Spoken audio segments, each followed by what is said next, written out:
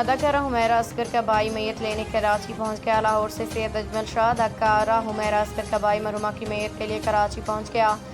جنوبی کراچی زون کے D I جی سید اسد رضا نے بتایا کہ مرحومہ اداکارہ ماڈل حمیرہ اصغر، جن کی کئی ماہ پرانی لاش حال ہی میں DHA فیز 6 کے ایک فلیٹ سے ملی ہے، ان کے بھائی نے کراچی میں پہنچ کے میت کی حوالگی کا مطالبہ کیا۔ DIG نے بتایا کہ حمیرہ کا بھائی نوید اصغر آج لاہور سے کراچی پہنچا ہے۔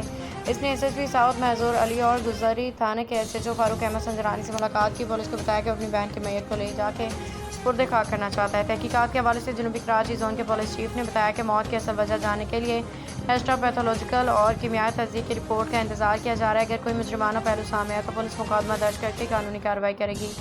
اس حوالے سے اب تک کسی نے بھی پولیس سے رابطہ نہیں کیا۔ واضح ہے کہ گزشتہ دنوں حمیرہ اصغر کی لاش کراچی کے علاقے ریفرنس سے ایک فلیٹ سے اس وقت ملی جب پولیس عدالتی حکم پہ مکان مالک کی شکایت پہ فلیٹ خالی کرانے پہنچی تھی۔